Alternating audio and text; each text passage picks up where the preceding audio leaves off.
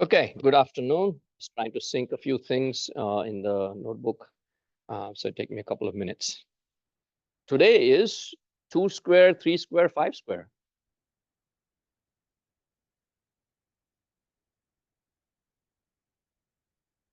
Anyone?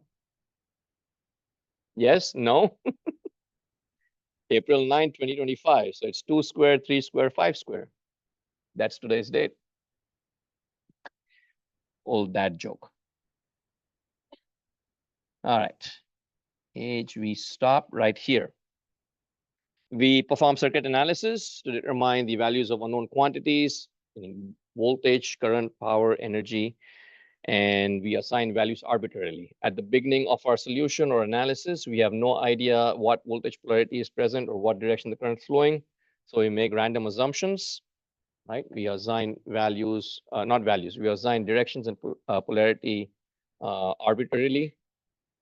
We make assumptions, but those assumptions are based on certain rules and logic.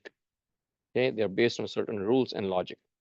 At the end, of course, if it turns out that it's incorrect, it will simply be reflected with a minus sign. So that's where we stopped last class. And now let's talk about power and energy. All right. So we talked about electrons flowing in a circuit. They are charge carriers. When charge flows in a circuit or moves, then we say electric current is flowing in a circuit. The flow of electric current is always taken as opposite the flow of electrons. Okay. And there's semiconductor theory on how and why we use that. Okay. So it's opposite of the flow of electrons. If electrons are flowing in one direction, we always state that the charge is flowing in the opposite direction. I mean, current is always flowing in the opposite direction. Excuse me. So when current flows in a circuit, voltage appears, and if voltage is applied as an element, then we have current flow. So vice versa. We cannot have one without the other, right? If there is a connection between any 2 points in a circuit and there's a voltage difference, then current will flow between those 2 points. Okay. And if current is flowing between any 2 points, then there'll be a voltage that appears. For voltage to appear, the potential or the charges must be separated, right? Must be open, cannot be a short, cannot be connected together. For current to flow, it's the exact opposite. They must be connected together or they must have a path between point A to point B. All right. So current always needs a pathway to flow through. So voltage and current, in that sense, would be opposite. Voltage is due to separation, and current is due to connection.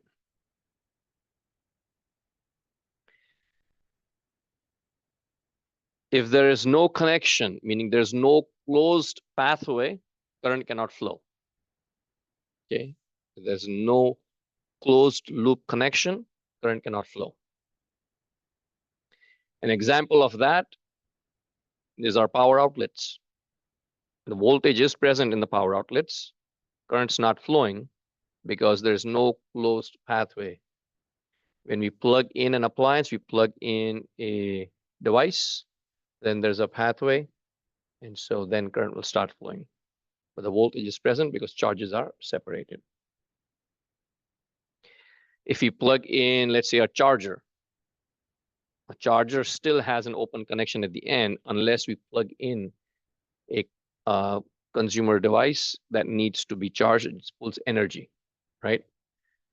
So a charger, if just left plugged into the power outlet, is not going to consume, not going to pull a lot of power from the wall outlet. There'll still be some electrical power that's lost or pulled into the circuit, but for the most part, until and unless you plug a device into your charger, current's not flowing. Okay.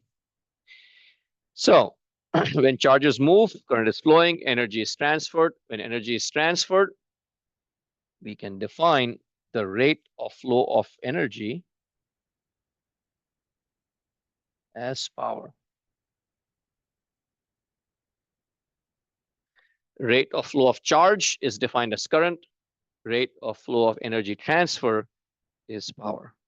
Hence, dW over dt. This W is lowercase, represents energy. Okay, W is lowercase, represents energy. In joules, time is always in seconds. Power is in watts, which is uppercase W. So this is uppercase or capital letter. This is lowercase. Okay.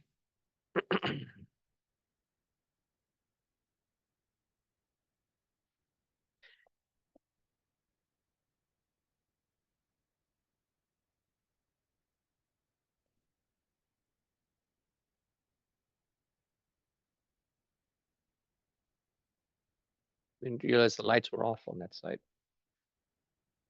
So as you go along in your studies, you will encounter symbols that we use, notations that we use, right? And oftentimes the same letter, the same notation is used for multiple things. Okay, as an example, current, what's the symbol or notation for current? That's the units. But you're right, units A amperes, but current is noted by I, right? Because C was apparently already taken. What is C used for? One is capacitance, another is speed of light. I heard somebody say speed of light.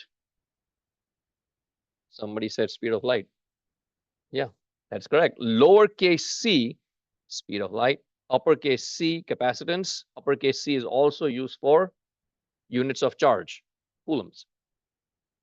So the same letter used in a variety of ways. So it can get confusing without context. We always need context, but something to keep in mind, okay? So every little symbol, every single notation that we use has a purpose, has a meaning. Sometimes if you don't have context, it can get confusing. All right, so P is dW over dt, and we can write, oh, before we go on. So if we have energy, differentiate with respect to time, we can get power.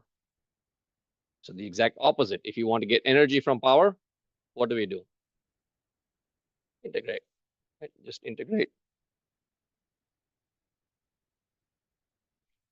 It's basically slicing up. It's the area under the curve. Okay, so you just take that. That's the total energy that is being transferred in or out. Okay, so P is dW over dt. Energy and charge. We can represent it as V times I.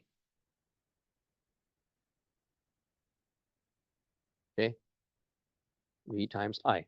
So the amount of energy that is acquired, generated from move a charge for 1 unit is known as 1 volt.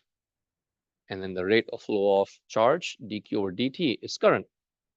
And so electrical power, the equation is the product of voltage and current. P is equal to V times I.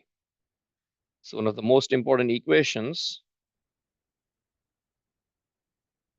and you will use this throughout your career. You probably already have used it, perhaps. Maybe, yeah. So electrical power is V times I.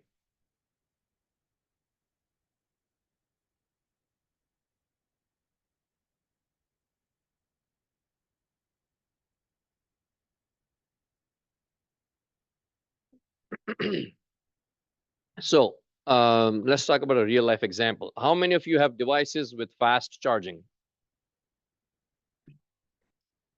Or at least heard of fast charging, right? You might have laptops nowadays that have come with just USB-C ports. USB-C is now becoming the universal standard. all across the world, across all companies, whether they want to or not, just USB-C. It's used for data transmission, power transmission. It's used for making connections, let's say transferring, not transferring, sorry, display devices, power devices. So one of those use cases, which is basically fast charging, depends on USB-C power delivery. Is because the USB-C, well, going back, just USB, when it was first implemented, was restricted to a voltage level of 5 volts. So if you plugged your device into a computer to this day, standard USB, not the USB-C, standard USB, it's 5 volts and 0.5 amps, which is 500 milliamps. Okay, so 0.5 amps, far low. So the electrical power that can be supplied is 5 into 0.5, 2.5 watts. That's it. Obviously, your laptop, your desktops cannot supply more without damaging the product. Over the years, that power kept on increasing. When the first smartphones arrived, the current handling capability of those chargers was 1 amp. So those chargers were 5 volts and 1 amp, so 5-watt chargers. Then came tablets. Tablets had bigger batteries, so they designed bigger chargers. So the earliest tablets had bigger chargers. They were 5 volts, 2 amps. So the current is now increased, so more power is being supplied. More power being supplied in the same time frame, more energy is being supplied. Mathematically makes sense, right? And so now you had 10-watt chargers for tablets. And slowly but surely, you had fast charging. You keep increasing the amount of current that is being sent, you can increase the amount of power that is being sent. So fast charging, one of the fastest chargers in the market is about 300 watts, or a cell phone can charge 300 watts. My phone, again, it's not from the US. It has a fast charger of 240 watts. So it can go from 0 to 100 in like 20 minutes. It's because the amount of voltage is higher. If it's like 220 volts, if it's 120 volts, it's slightly lower, it's half. But the voltage is higher and the current is also higher. So the charger is about this big. I'll actually bring it into class one day. So it's somewhere in my, so I don't use it a lot, but it's this big. But it's a practical EE standpoint. That is what is happening. Fast charging, you want to supply more energy. The more energy you supply, the faster it'll fill up, right? Your battery is like 5,000 milliampere hours. You apply a whole lot more, all within the same time frame, more energy coming in, more power coming in. You either increase the voltage or you increase the current, right? Either increase the voltage or increase the current. So early on, they were increasing the currents. Now they can increase the voltage. The point with USB-C power delivery is USB-C power delivery chargers is that those chargers can supply whatever the device needs. If the device needs 5 volt 1 amp, it will supply 5 volt 1 amp. If the device needs 10 volts 3 amps, it will supply 10 volts 3 amps. So depending on how you have designed that charger, it can supply a multiple combinations of voltage and current. Okay, so that's of course actual EE engineers, design all of these devices. Okay, so that's something that you should keep in mind. What else happens when electrical power is transferred? What happens when energy is transferred in general? Heat, very well, right? Anytime you're converting energy from one form to another, you are losing some portion of that energy. Okay, you lose some portion of that energy. And so that's called efficiency. How efficient is your system? The lower the losses, the higher the efficiency. Electrical energy, whenever it's transferred, always generates heat because a lot of energy, not a lot, but some or a lot of energy is dissipated as thermal energy or dissipated as heat. Again, this is also something that you need to keep in mind, because when you work with resistors or any other diodes, electronic devices like diodes, transistors in the future, always gets hot, always gets warm. That is the reason why. So anytime you increase the voltage or current, you're increasing the power, you're increasing the energy. So at the same time, a lot of heat is also generated. Okay. All right. So let's talk about what happens when energy is transferred. Two cases. You could either be supplying energy or you could be absorbing energy, right? Either supplying or absorbing energy. So either receiving power or sending power. Based on that, we define something known as the passive reference configuration. Okay, passive reference configuration. The passive reference configuration relates to passive devices. Okay. Passive devices are resistors, inductors, and capacitors, RLC, right? RLC. So, of course, in this class, we're only looking at resistive circuit analysis, so only resistors.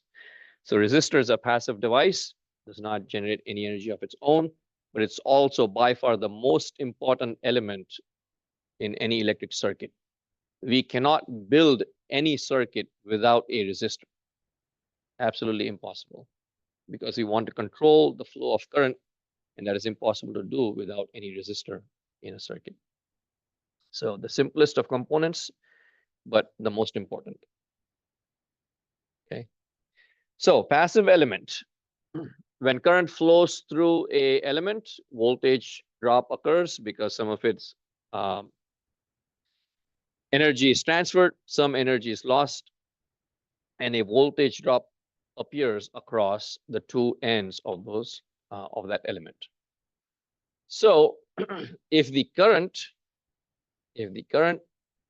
is flowing in the direction of the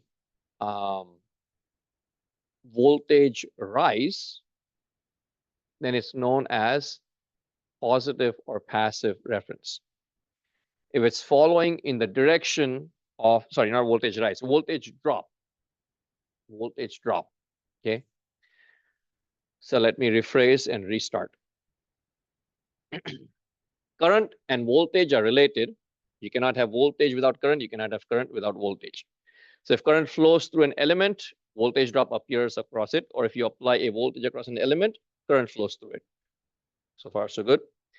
Now, current or charge is like any other physical quantity.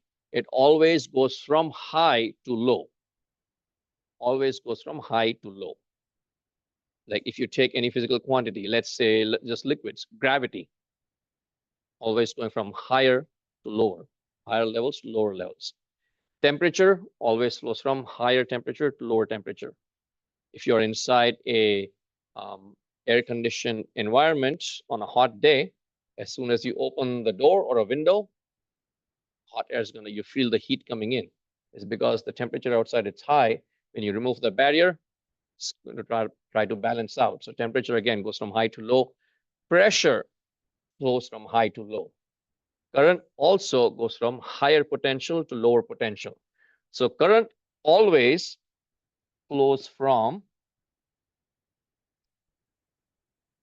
higher potential to lower potential. High to low, plus to minus. And this is true in all passive devices. Current always flows from high to low, plus to minus.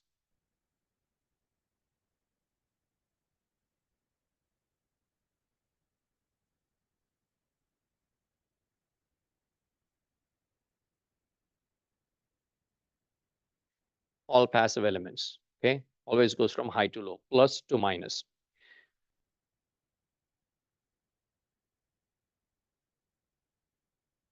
Okay, wait, let's take a pause.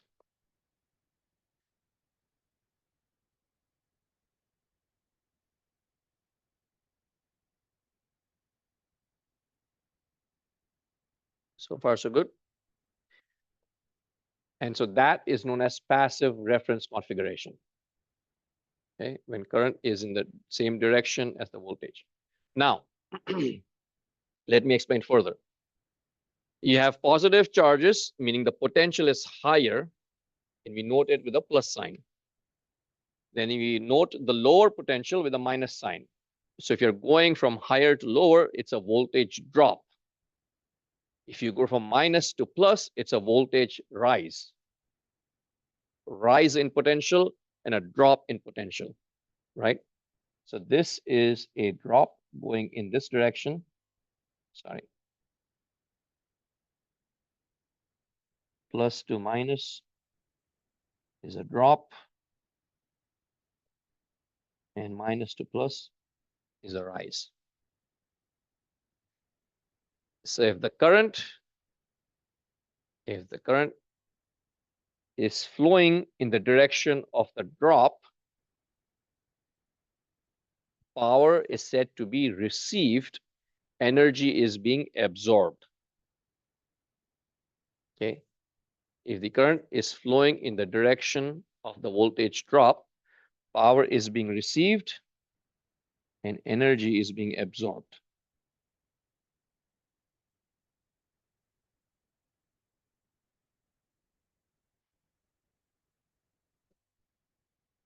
Okay.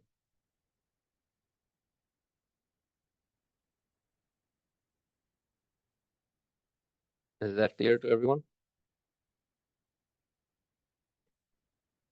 And I'll explain one more thing on how to define that. But this is known as the passive reference configuration.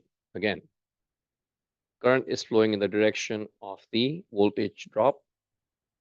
Then power is being received, energy is being absorbed, and we mark this power as being positive. That is simply for mathematical purposes. Simply for mathematical purposes. That is what that passive reference configuration is used for. Okay. Again, voltage, current, power, energy, they are not positive or negative. It's only for us humans, in order to balance out mathematical equations, that we put either a plus or a minus sign. Otherwise, we would never be able to solve anything, right? If you just look at magnitudes, never be able to solve anything. So is this clear to everyone? Current flowing in the direction from plus to minus, from the voltage drop direction, power is positive, energy is being absorbed. On the other hand, if the current is flowing, this is positive power. If the current is flowing in the direction of the rise, meaning it's flowing from minus to plus, then the power is being sent, energy is being supplied by that element. So power is sent or delivered. On the other side, power is received. And we mark that with a negative sign. Mathematically, we mark it with a negative sign. Okay. So in a passive reference configuration, again, in a passive reference configuration, if the current is flowing from plus to minus, we take that power as positive. If it's flowing from minus to plus, we reference that power as negative. Otherwise, our equations would never balance. All right, let's take a pause. Think over that. Let me know if you have any questions.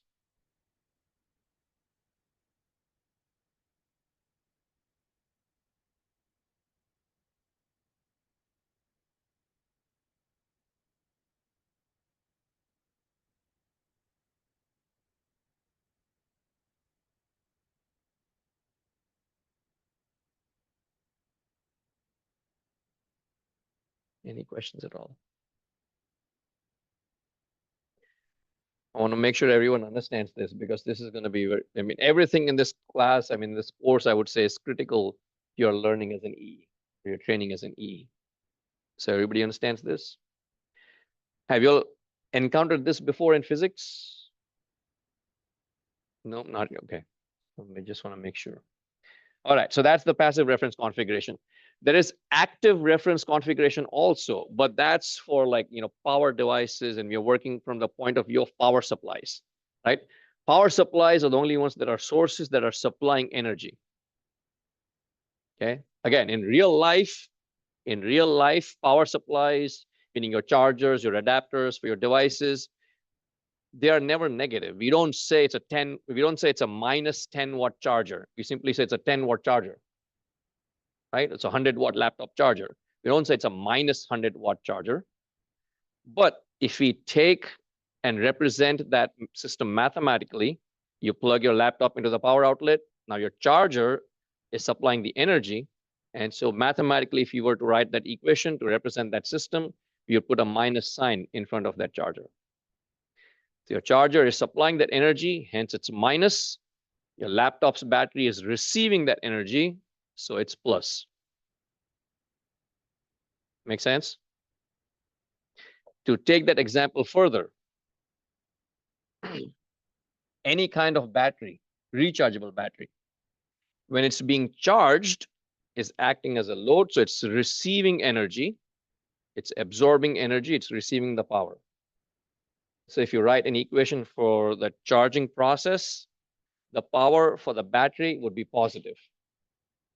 As soon as you unplug it, now your battery is supplying energy to the rest of the system, meaning your laptop or your charger, laptop or cell phone or tablet. So now your battery is acting as a source. It's supplying the energy. It is supplying power. So now the power for the battery is negative mathematically. Does the example make sense? Everyone? Okay. So let's do a few examples. This one, well, I said not an example. This is how we're going to use the equation. So we have, let's mark this as A, B, C, and D. So I'm going to ask you which terminal for element A, which terminal is the current entering? Positive or negative? It's entering the positive terminal. So if the current enters the positive terminal of the voltage or the positive terminal of the element, then the power is positive. We use the equation P is equal to VI. Okay, P is equal to VI, because the current reference direction is entering the positive terminal of the voltage. All right.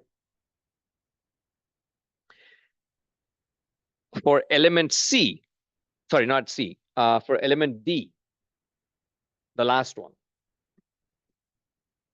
D, current is entering the negative terminal.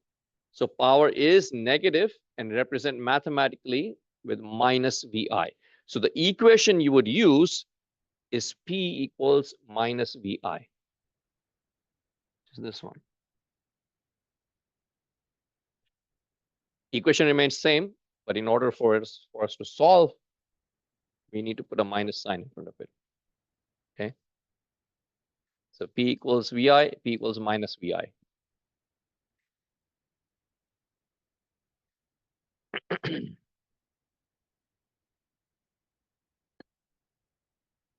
And now let's look at elements B and C.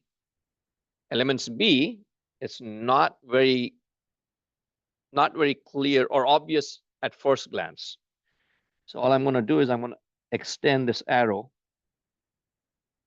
And when I extend the arrow, I can see it is entering the positive terminal.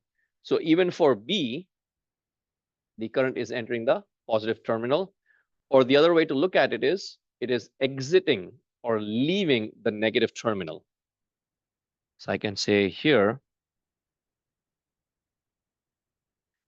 entering the positive terminal. And here it's leaving the negative terminal.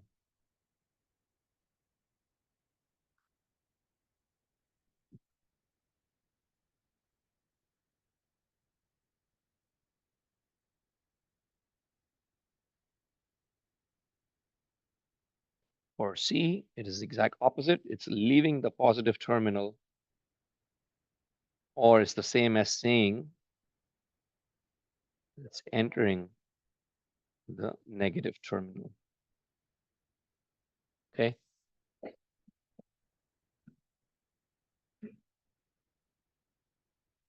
Does that make sense to everyone? When to use plus VI and minus VI?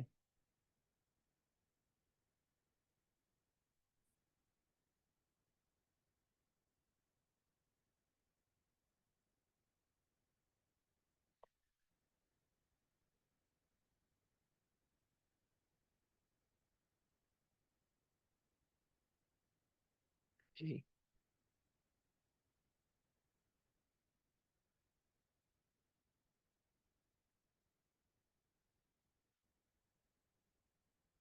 All right, shall we move on to examples?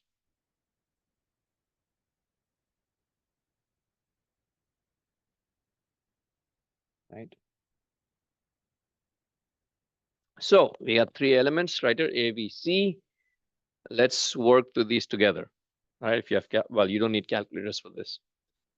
But let's take a look at element A. Okay. Element A, which terminal is current IA entering, positive or negative?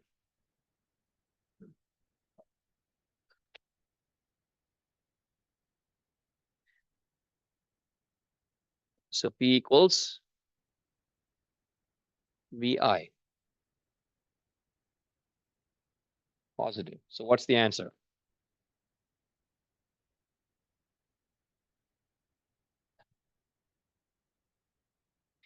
Therefore, P is equal to 12 times 2, 24 watts. Okay. Again, element A, current IA is entering the positive terminal, so power is positive. So the equation we use is P equals VI. V is given 12, I is given 2, 12 times 2, 24 watts. That one's a bit straightforward.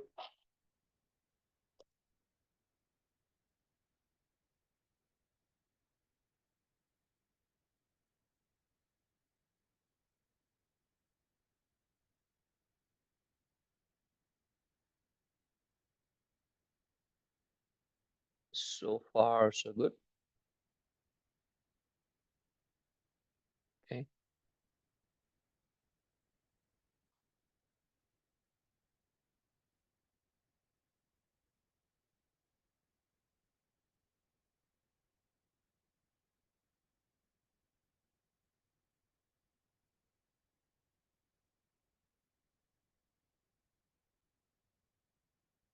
Right.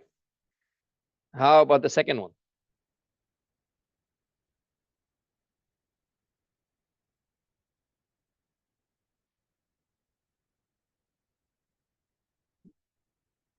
Current is entering the negative terminal or leaving the positive terminal. So power is negative. So the equation we use is P equals minus VI. P equals minus VI. The third one is very interesting, but I'll wait for everyone to finish writing down. So P is equal to minus 12 times 1. To the end, we get minus 12 watts.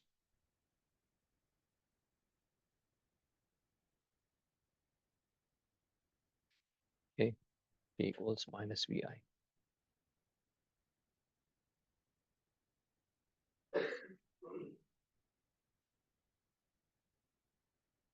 So now I want each and every student to solve for the third one. And one by one, tell me what the answer is.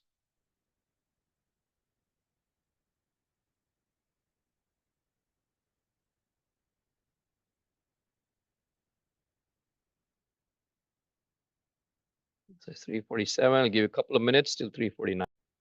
So what answers do we have? How about the back? Negative 36, negative 36. What here? Negative 36. Center of the room. Negative 36. Is it peer pressure? Everybody's saying negative 36. How about over there on the far left? Negative 36. Are you all confident in your answers? Going once, going twice. All right. Majority wins. We'll say it's negative 36. But there's an important point that I want to make about this. Okay. So let's write it out first. Current is entering the positive terminal. Because it's entering the positive terminal, power is VI.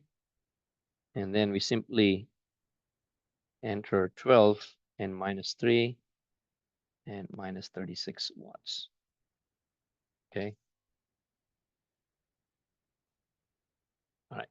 So negative 36, it's supplying power, supplying energy. So there's sometimes I've seen students do this. So there's two ways to solve this. We can remove the minus sign by flipping the current direction, right? So if it's 12 times -3, I mean, this is a very simplistic example because it's just one element, but sometimes you have larger circuits and you might want to like reverse current directions for some other reasons. But let's say we do that. Okay, let's say we do flip the direction of the current. Now, if that happens, now the current is entering the negative terminal. So the equation to use is P equals minus VI. If we use P equals minus VI, because we flip the direction of the current, this minus sign needs to be taken away. And I've seen students in their second year, third year, even fourth year sometimes make these errors. I often, not often, but sometimes I've made these kind of errors where I would flip the direction of the current or the polarity and I would forget or neglect to change the signs. Okay. So if I flip the direction of the current, that means power is equal to negative. I need to take away the sign of the current because it's now flipped in the direction. And so P equals minus VI. Now it's 12 times 3. It'll still be minus 36. Otherwise, the entire solution would be incorrect. And that's the point I want to make. Anyway, it seems like all of you are on top of things. So you all have the right answers. Reading assignment was posted yesterday about the remaining sections in chapter 1. I will post a homework or homework 2 sometime later tonight or by tomorrow morning. That'll be due in like 2 or 3 days after that, or depending on the length of the assignment. But I will say for now, chapter 1 is at an end, and we'll move on to chapter 2. So we still have a few minutes left. So chapter 2 is about circuit elements. The first element we're going to look at, is sources. Okay, sources. So in an electrical circuit, voltage is indicated with a plus and minus sign. Current is indicated with an arrow. If you put these plus and minus signs and the arrow inside a circle, we are representing a source. So a circle represents a source. A plus and minus sign inside a circle represents a voltage source. So this is a voltage source, and this is a current source. So plus and minus in general indicates voltage, and arrow in general indicates current. And when you have a circle indicates a source. So you put a plus and minus sign inside a circle. It's a voltage source, plus and minus, arrow inside a circle, it's a current source. Also, when I was a student, we also learned this, but it's not used as much anymore, is this kind of symbol.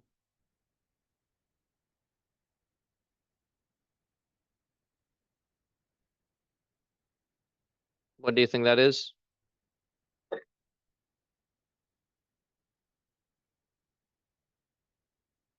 That indicates a dial or needle.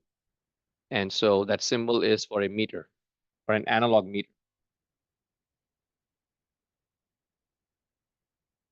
Okay, so if you do come across a circuit that has that kind of symbol with an arrow at an angle, it indicates a meter, some sort of measurement device.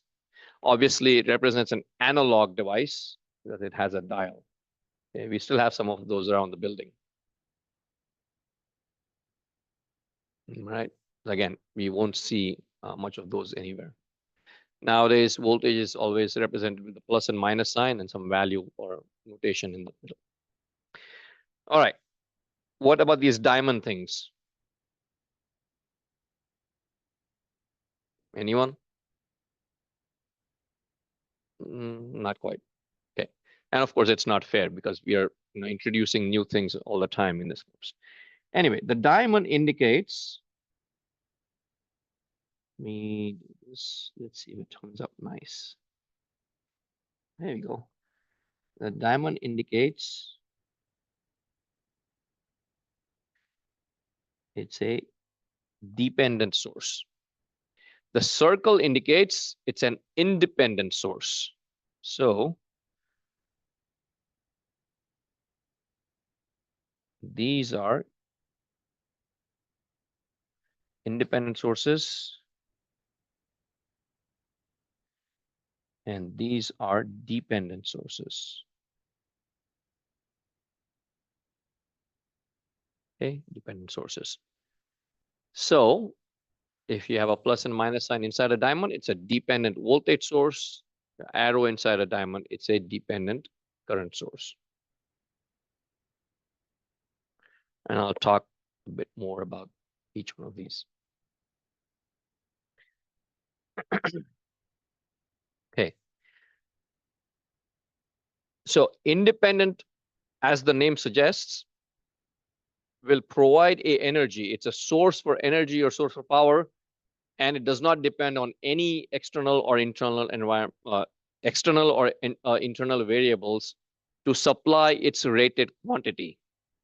Okay, meaning if it's a power supply rated for 5 volts, it will supply 5 volts, independent of everything else that is present in the circuit. Okay, if there's a voltage source connected between 2 points in any circuit, that independent voltage source will supply 5 volts between those 2 points. Doesn't matter what else is happening anywhere else in the circuit. Same thing with independent current source. Independent current source will supply its rated current through its series branch, irrespective of what is happening in the rest of the circuit. So independent sources do not depend on anything. Dependent sources will supply its rated quantity, but it depends on some other quantity in some other part of the circuit to supply its rated quantity. So if it's a dependent voltage source, it might have something like 5 times X. Okay. X is a variable. That's probably a quantity in some other part of the circuit. And so a dependent voltage source would supply, let's say its Vs is 5X. And X in turn could either be a voltage or it could be a current. So the dependency can be a voltage or a current. And so we can say, we still have a couple of minutes. So we can say we can have 2 kinds of dependent voltage sources and 2 kinds of dependent current sources. We can have a voltage controlled voltage source. The dependent sources are of 4 kinds. Voltage controlled voltage source, a current controlled voltage source, that would be plus minus, and then current sources could also be the same, could be a voltage controlled current source, or it could be a current controlled current source. Okay. There are examples of dependent voltage sources that you can use in real life, and I can give you an example later on. But for the most part, we will use these not in this course. You will see these in 300 level classes when we use theoretical models to model many of our electronic devices. So in theoretical models, we will use like a dependent current source or a dependent voltage source to see how one part of a device is affected by another part. Okay, that happens in nonlinear devices like transistors. So that's where these are very useful as a model. But in order to apply these models in 300 level classes, you need to learn about them in 113. Okay, so simply use these as like sources, but these sources have a value of like 5x or 10.1y or something like that. And then we'll do problems based on these quantities. All right, so we are exactly at 4 o'clock. We'll end class here today. We'll pick up here again on Friday.